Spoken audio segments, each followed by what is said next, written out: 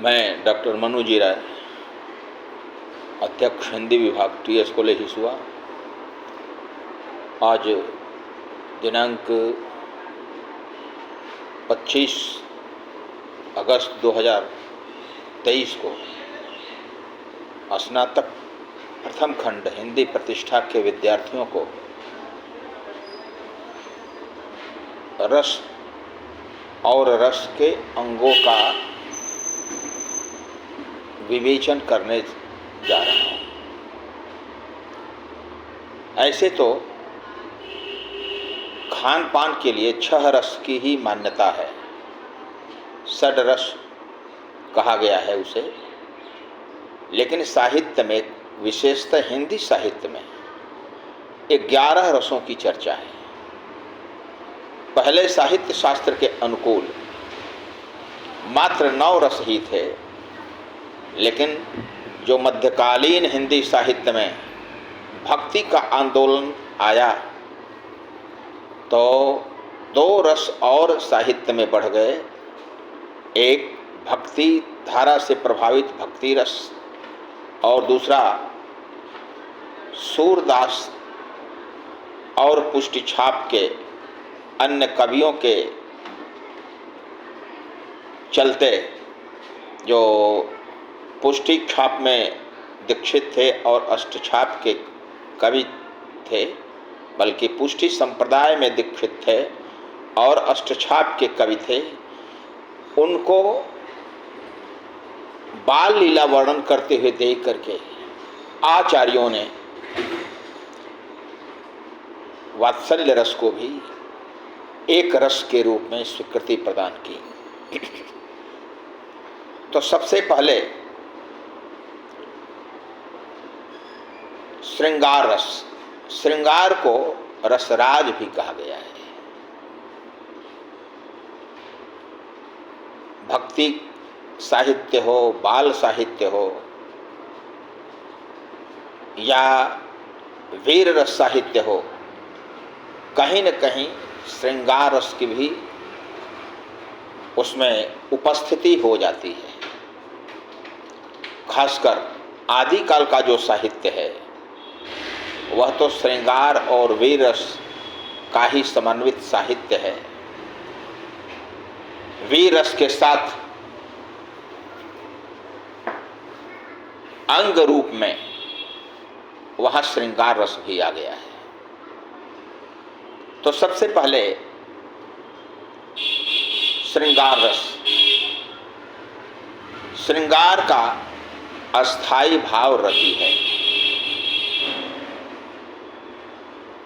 आश्रय, उसके नायक या नायिका, आलंबन, नायक या नायिका, और उद्दीपन में पनघटक,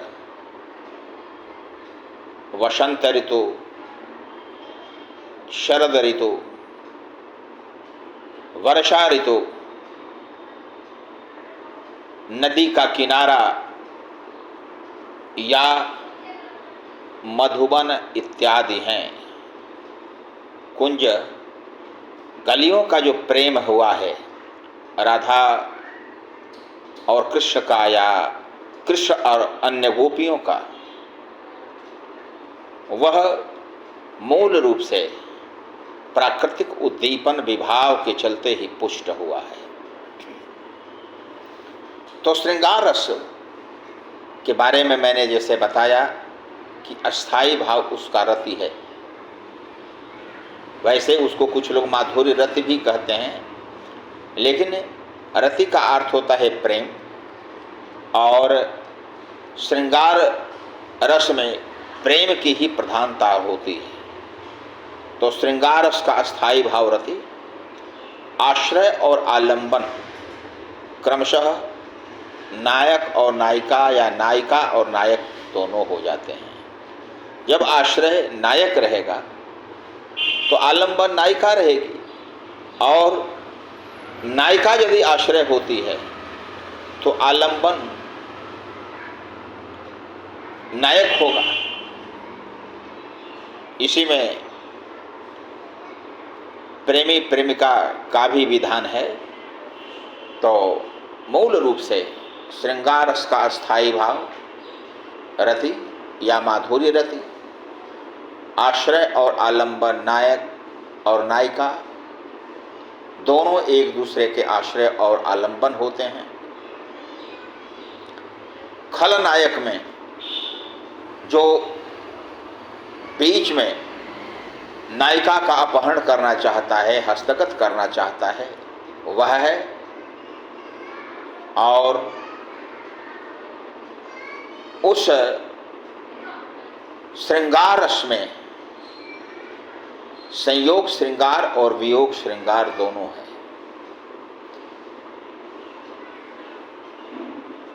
बारह मासा, षड ऋतुओं का वर्णन इत्यादि श्रृंगार रस के एक अंग विशेष बन गए हैं। विरह काल में जो संयोग काल की सुखकारी वस्तुएं थी, उद्दीपनकारी, वे वियोग भाव को और अधिक उद्दीप्त करती हैं। तो जैसे मैंने कहा कि पनघट या कुंजवन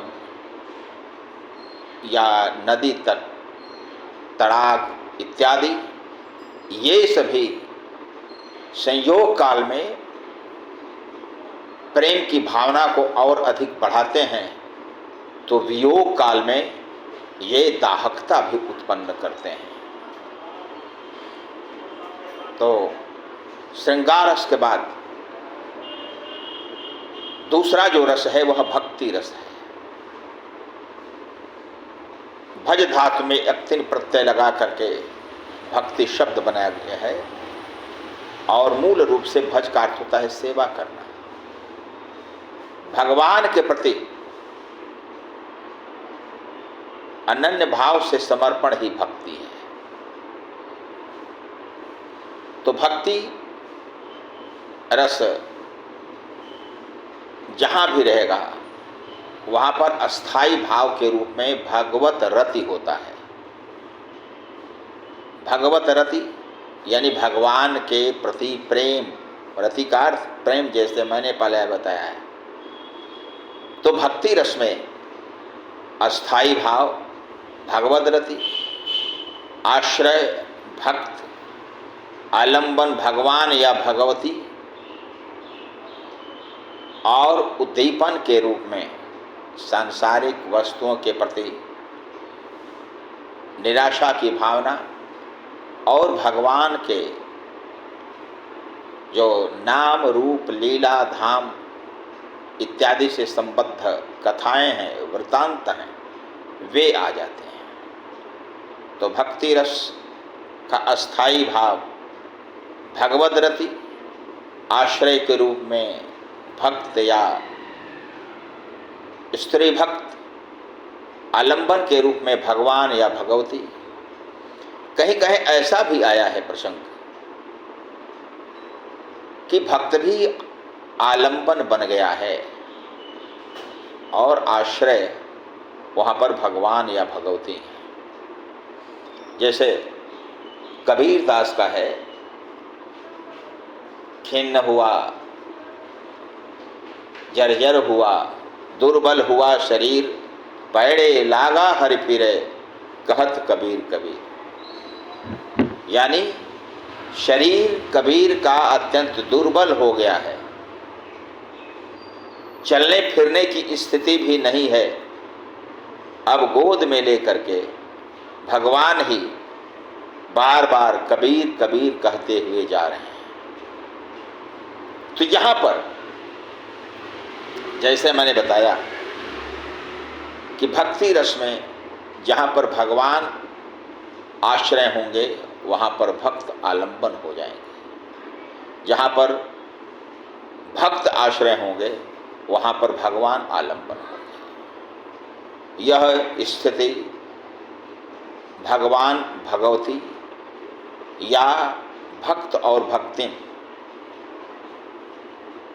दोनों ही परिस्थितियों में संभव है।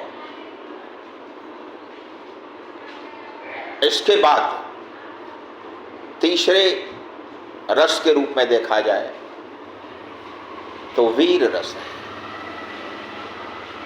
वीर रस जहां भी होगा वहां पर अस्थाई भाव उसका उत्साह है। जब तक उत्साह नहीं होगा वीर रस की अनुभूति हो ही नहीं सकती। उत्साह का अर्थ होता है, उत्साह का तात्पर्य है आनंद के साथ कर्म करने का प्रयत्न। यानी प्रयत्न तो हो लेकिन आनंद के साथ हो। जब तक आनंद का योग नहीं रहेगा तब तक वह उत्साह की श्रेणी में नहीं आएगा। आनंद के साथ प्रयत्न होना चाहिए और तब उत्साह होता। यही कारण है कि अस्थाई भाव जो उसका उत्साह है, वीर रस का अस्थाई भाव, तो वीर रस के अस्थाई भाव श्रृंगार, ये उत्साह की दृष्टि से यदि देखा जाए तो सबसे अधिक उत्साही यदि कोई पात्र आता है, खास करके भक्ति साहित्य में, तो वह हनुमान है। जितने भी विकट कर्म हैं उनके समान प्रस्तुत किए जाते हैं और हनुमान आनंद के साथ उस कार्य को संपन्न करने का सार्थक प्रयत्न करते हैं। तो उत्साह में प्रयत्न और आनंद दोनों का योग होता है। वैसे दानवीर, युद्धवीर और दयावीर, तीन प्रकार की श्रेणियां वीरों की बनाई गई हैं, जिसमें सबसे अधिक कष्ट होने की आशंका है वह वीर सबसे श्रेष्ठ माना जाता है। शारीरिक कष्ट यदि देखा जाए तो सबसे अधिक युद्ध वीर का होता है। युद्ध कर रहा है, बाण उसकी छाती में लगते हैं, पैर में लगते हैं, हाथ में लगते हैं। उन आघातों को सहते हुए भी वह जयघोष करता है और अत्यंत उत्साह के साथ संघर्ष करता है। तो जो युद्ध वीर है, उत्साह का सबसे यदि श्रेष्ठ रूप देखा जाए तो युद्ध वीर के उत्साह में देखा जाए। दूसरा है दानवीर। कोई दानी है और प्रयत्न और आनंद के साथ दान की क्रिया को संपन्न कर रहा है, तो वह दानवीर है। जैसे कर्ण को सूर्य ने बता दिया था कि तुम्हारे पास इंद्र कपट रूप से ब्राह्मण का रूप धारण करके कवच और कुंडल को मांगने आएगा, आए बेटे तू उसे देना नहीं। और कर्ण यह जान जाता है कि यह कोई ब्राह्मण नहीं है, इंद्र हैं जो अपने बेटे अर्जुन को जिताने के लिए हमसे कवच और कुंडल मांगने आए हैं। इसके बावजूद वह अपने हाथों से कान को छील करके कुंडल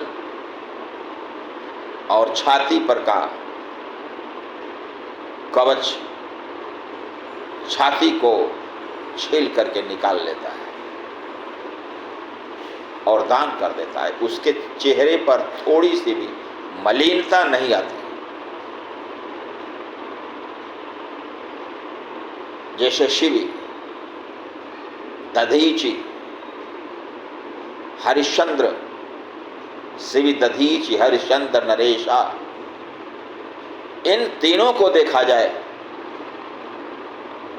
तो ये दानवीर के श्रेष्ठ उदाहरण बन सकते हैं, श्रेष्ठ पात्र हैं।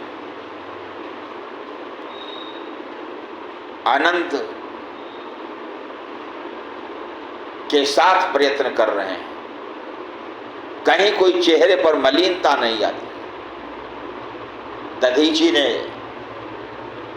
पूरा अंगदान कर दिया वज्र के लिए, उनकी हड्डियों से वज्र बना, लेकिन लोक कल्याणार्थ उन्होंने जो दान किया वह युद्धवीर का श्रेष्ठ स्वरूप है। महाराजा शिव ने एक कबूतर को बचाने के लिए अपने शरीर के अंगों के टुकड़े टुकड़े करके बाज पक्षी को दान कर दिया खाने के लिए, तो वह भी दानवीर का श्रेष्ठ उदाहरण है। तीसरा है दयावीर। कोई किसी के प्रति दया की भावना दिखाता है, ऐसी दया की भावना जिसके चलते उसे भी कष्ट प्राप्त करने की आशंका हो जाती है। किसी को शरण देना, जो आक्रमणकारी है शरणदाता पर भी आक्रमण कर सकता है, तो ऐसे दयावीर भी उसी रूप में आते हैं। तो जब आनंद के साथ प्रयत्न का योग रहेगा तभी उत्साह की स्थिति बनेगी। तो वीर रस का स्थायी भाव उत्साह है, और उसके तीनों भेदों में उत्साह जैसे अस्थायी भाव की उपस्थिति अनिवार्य है। यह वीर रस यदि देखा जाए तो जो उत्साह होता है या उत्साही होता है वह हर समय कर्म के प्रति ध्यान लगाए रहता है, फल की चिंता नहीं करता। जहां पर फल की चिंता कर लेगा वहां पर उत्साह शमित हो जाएगा, मंद पड़ जाएगा, समाप्त हो जाएगा। इसी ढंग से यदि देखा जाए तो एक है विभत्स रस। विभत्स रस घृणा के प्रसंगों में आता है। लाश का जलना, खून का बहना, हड्डियों का टूट जाना, मांस का और खून का टुकड़ा दिखाई पड़ना, ये सब जुगुप्साकारी विभत्स रस में आते हैं। युद्ध के प्रसंगों में जब भूत, बैताल, पिशाच, डायन, सियार, कुत्ते, गिद्ध आदि मर्तवीरों के शरीर के मांस और रक्त को खाने और पीने लगते हैं, ऐसे प्रसंगों को जुगुप्साकारी माना जाना चाहिए। ये सब घृणास्पद है। खून, हड्डी, मांस के अलावे थूक, खखार, पीप, घाव, मवाद इत्यादि का भी जहाँ पर प्रसंग हो वहाँ पर भी जुगुप्सा कारण होगा। इसलिए विभत्स रस का यदि कोई अस्थायी भाव है तो वह है जुगुप्सा है। जिस प्रकार से राम और रावण का युद्ध होता है, लक्ष्मण और मेघनाद का युद्ध होता है, कुंभकर्ण और राम का युद्ध होता है, तो जो अंग भंग होता है वह अंग भंग जुगुप्साकारी ही है। इसके अलावे यदि दूसरा रस देखा जाए तो है करुण रस। करुण रस का अस्थाई भाव शोक है। जहां पर कोई व्यक्ति मर जाए या बहुत दिनों के लिए दूर जाए या जा रहा हो, वहां पर जो रस होगा वह करुण रस होगा। जैसे जो राम का वनगमन है वह करुण रस का प्रसंग है। 2-3 दिनों के लिए वह वनगमन नहीं हो रहा है। 14 वर्षों के बाद हे राम, लक्ष्मण और जानकी को लौटना है। 14 वर्ष कम नहीं हो। दशरथ का मरण, जटायु का मरण, लक्ष्मण मूर्छा इत्यादि जितने भी प्रसंग हैं वे सभी करुणाजनक हैं। अस्थाई भाव करुण रस का शोक है। शोक की परिस्थिति में रामचंद्र जी लक्ष्मण के प्रति अपने भ्रातृ भावना की अभिव्यक्ति करते हैं। जय हों अवध कवन मोहलाई, नार हेतु प्रिय भाई गंवाई।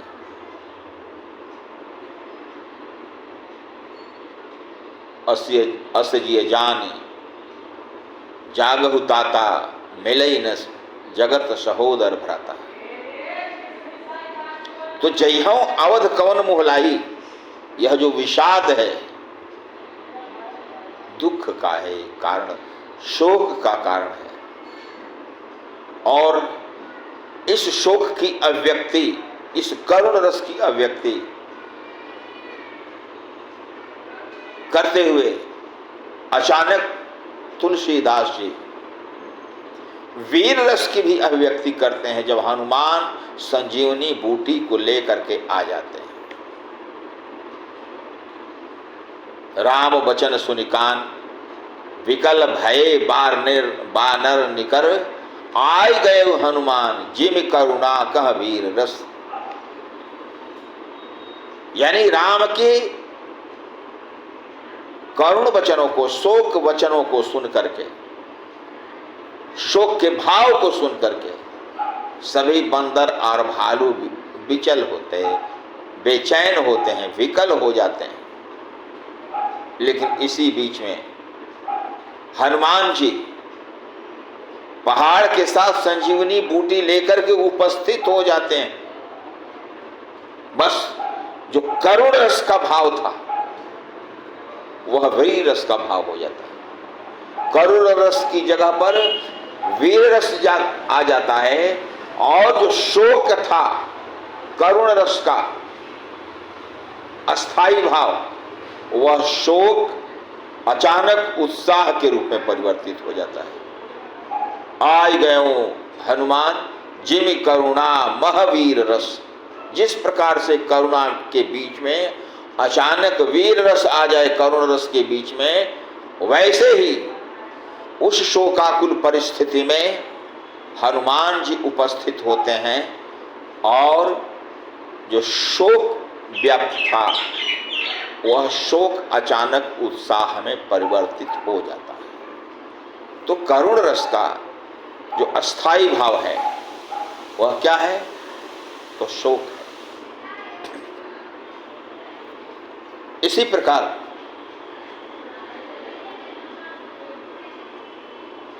एक है भयानक रस, जहां पर देखने के बाद भय हो जाए। जैसे वो स्वामी तुलसीदास जी कहते हैं, नाथ भूधराकार शरीरा, कुंभकर्ण आवत रणधीरा। यानी काले पहाड़ के समान।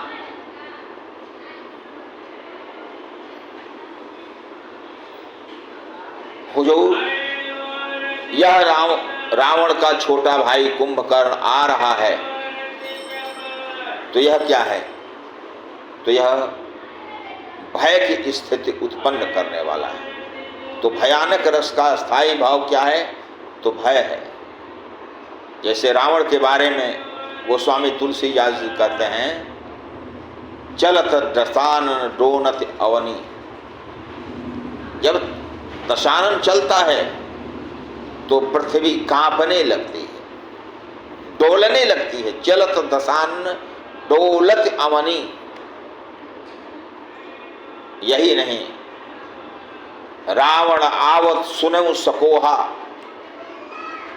यह सुन करके कि रावण क्रोध करके आ रहा है, देवन तकेऊ मेरु गिरि खोहा। जो देवता लोग हैं वे पहाड़ की कंदराओं और गुफाओं में घुस जाते हैं जान बचाने के लिए। तो ये क्या है? तो यह भय की स्थिति है। इसी प्रकार से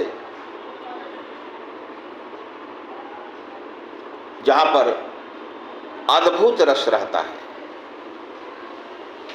वहां पर आश्चर्य की परिस्थिति रहती है, सरप्राइजनेस की परिस्थिति रहती है। अचानक आश्चर्य हो जाए, जो संभव नहीं है वह दिखाई पड़ जाए, तो वहां पर आश्चर्य ही माना जाएगा, अद्भुत ही माना जाएगा। तो जैसे जह जह जाई देव रघुराया, तह तह मेघ करहि न बछाया। जंगल जाते समय ऐसा लगता है कि एक पूर्व नियोजित कार्यक्रम चल रहा है, रामचंद्र जी चल रहे हैं और पूरी तरह से बादलों को सेट किया गया है, नियंत्रित किया गया है कि राम पर धूप की एक भी किरण नहीं पहुंचनी चाहिए, राम लक्ष्मण या जानकी पर। तो जहां जहां ये तीनों जाते हैं ऊपर से मेघ छाया किए हुए रहते हैं। तो यह क्या है? यह आश्चर्य है, यह सरप्राइजनेस है।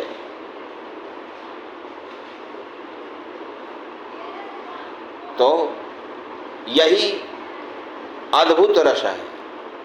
तो अद्भुत रस का अस्थाई भाव क्या हुआ? तो आश्चर्य है। इसी ढंग से एक रस है हास्य रस, जहां पर किसी विदूषक, किसी हास्य पात्र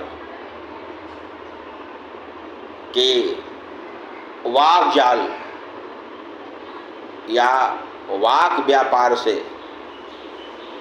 प्रसन्नता की अभिव्यक्ति हो, वहां पर हास्य रस होता है। जैसे रामचरितमानस में देखा जाए तो जिस समय नारद मोह का प्रसंग आता है, नारद जी विश्वमोहिनी से विवाह करने के लिए वंदर का रूप तो प्राप्त कर चुके हैं, उछल कूद मचा रहे हैं, उस समय हास्य रस का प्रसंग आ जाता है। जहि दिस नारद बैठे फूली, तहि दिस सोई न बिरो की भूली।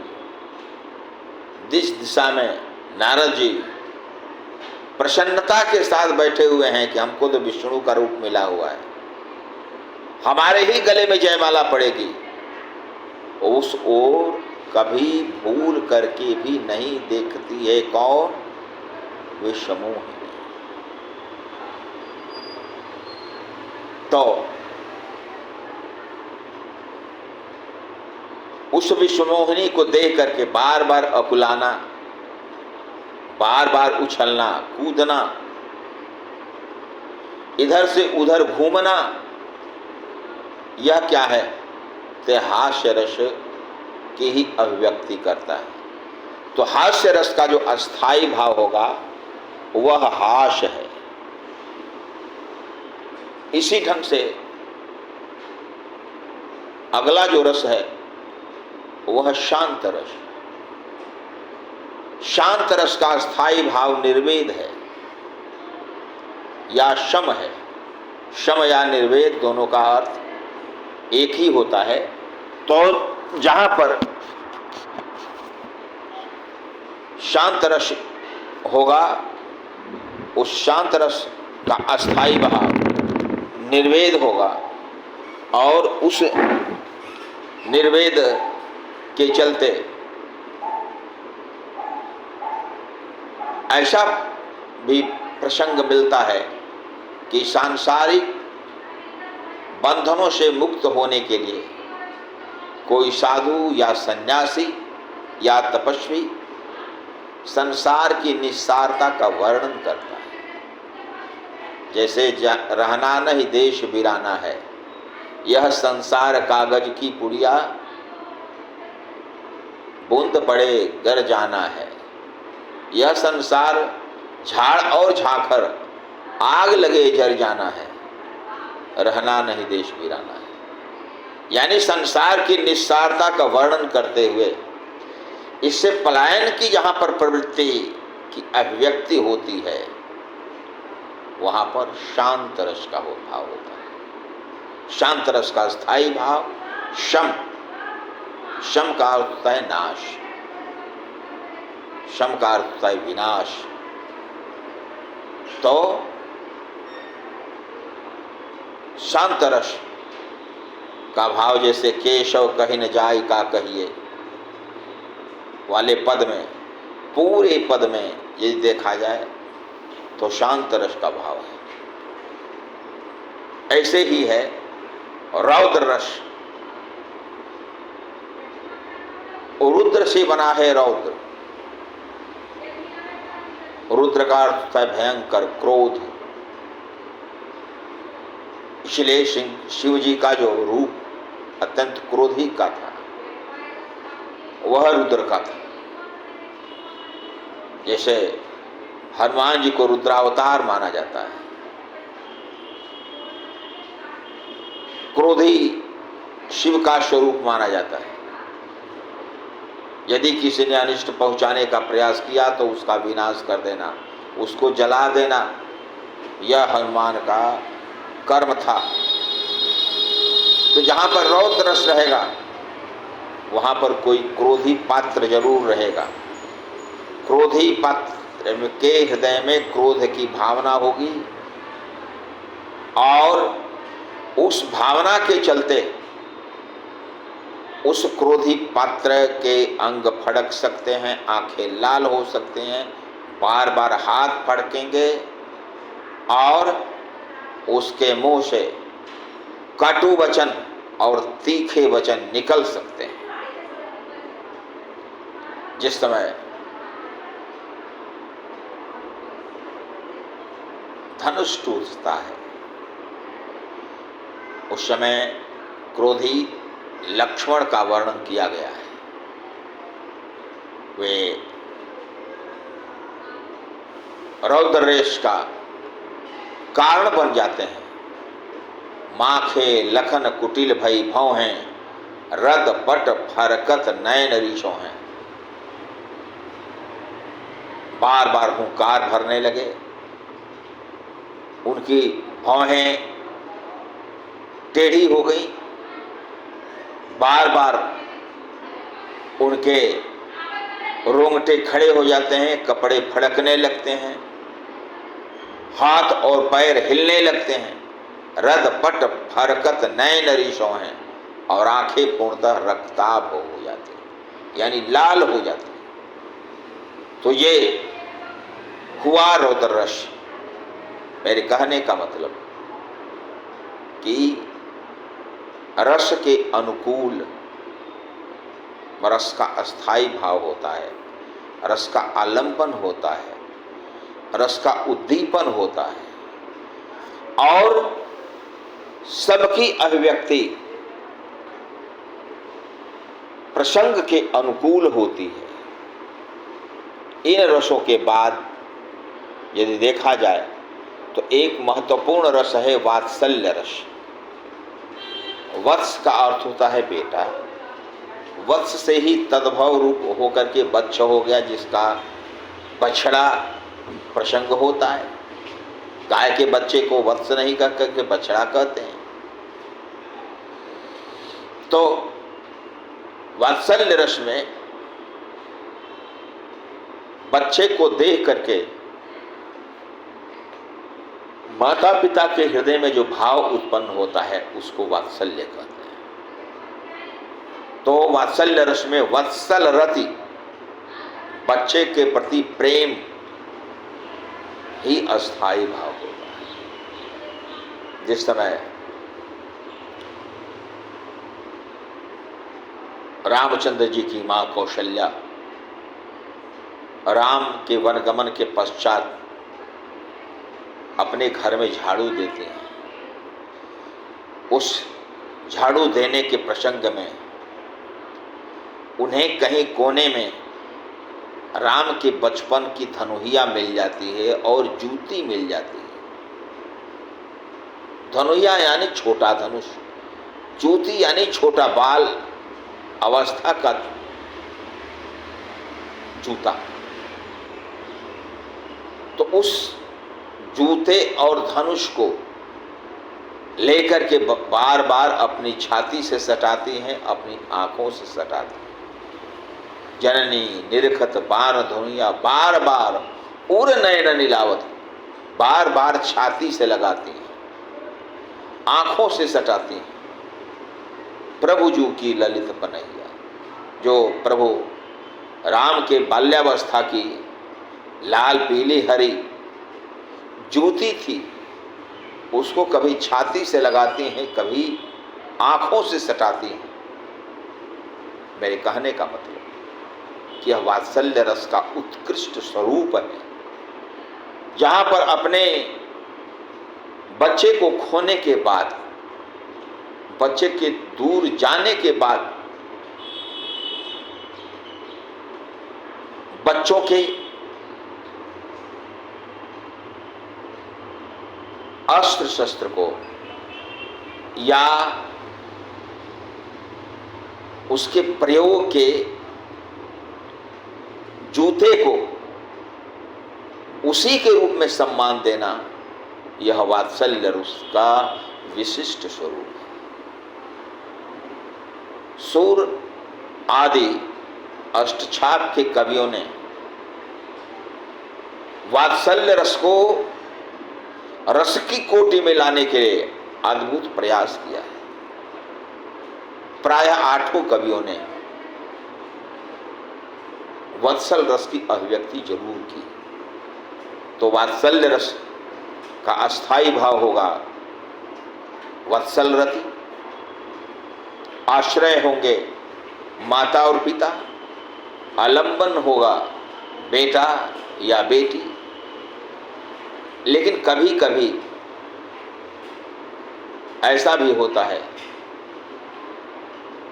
कि बेटा या बेटी आश्रय हो जाते हैं, माता पिता आलंबन हो जाते हैं। जिस समय माता पिता को याद करे बेटा या बेटी, उस समय बेटा बेटी आश्रय होंगे, आलंबन माता पिता होंगे। और हम देखें तो सूरदास के वात्सल्य वर्णन में ये दोनों स्वरूप दिखाई पड़ते हैं। सूर ने कहीं कृष्ण को आश्रय बनाया है तो कहीं कृष्ण को आलंबन बनाया है। यहां तक कि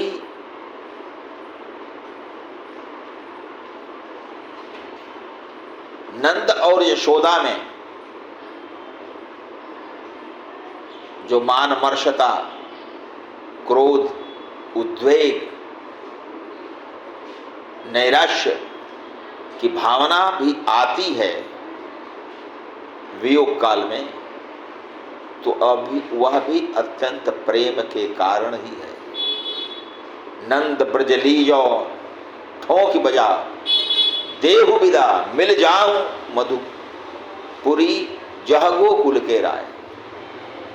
यानी हे नंद, तुम ठोंक बजा करके इस ब्रज को संभालो, मैं वहां पर जा रही हूं जहां पर नंद के राय हैं।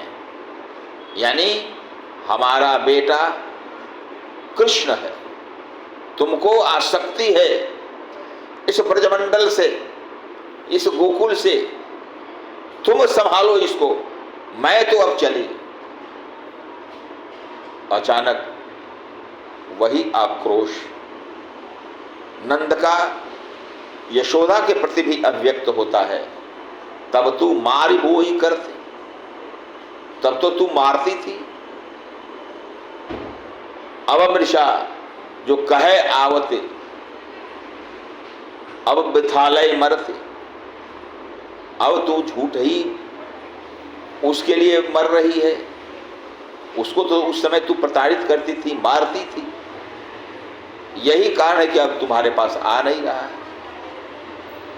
तो यह जो वात्सल्य वियोग है या वात्सल्य प्रेम है, वह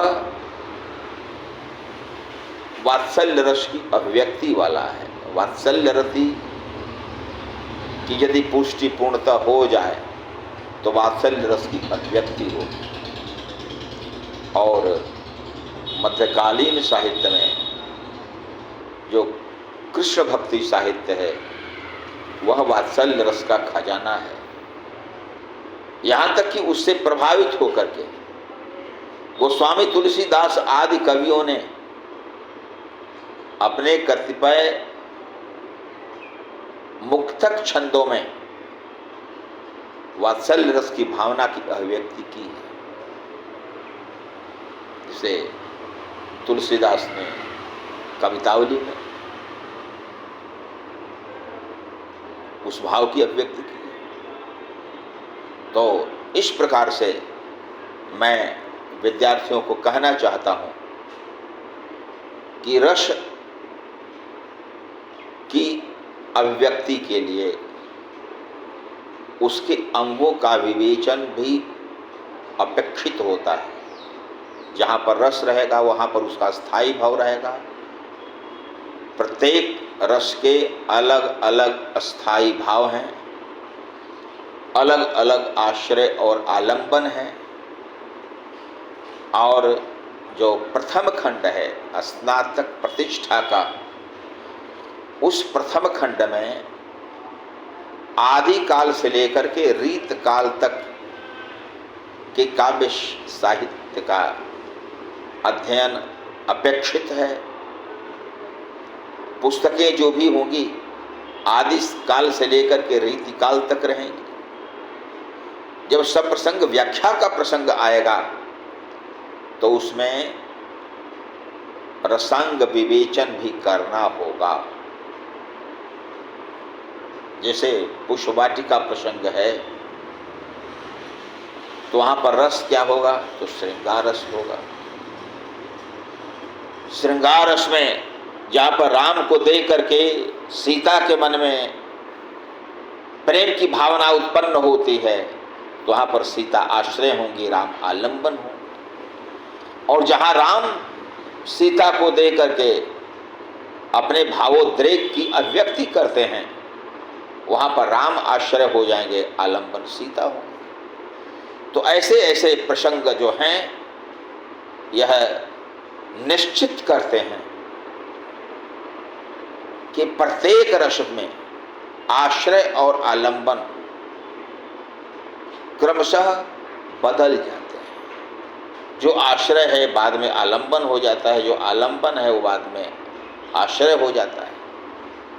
तो ऐसे ऐसे प्रसंगों की अभिव्यक्ति के समय विद्यार्थियों को यह ध्यान देना चाहिए कि वहाँ पर रस कौन है, रस का स्थायी भाव क्या है, आलंबन कौन है, आश्रय कौन है। गुण दोष छंद विचार अलंकार विचार ये सभी व्याख्या के प्रसंग में अपेक्षित होता है। तो जैसा कि हमारे विद्यार्थियों को पता है कि आज बीपीएससी की परीक्षा है। इस कारण ऑनलाइन वर्क के द्वारा हम लोग आपको यह सामग्री पहुंचा रहे हैं। मैं अपेक्षा करता हूं कि हमारे विद्यार्थी हमारे इस व्याख्यान का श्रवण करके आगामी परीक्षा में उपयोगी सामग्री जुटा सकते हैं। धन्यवाद।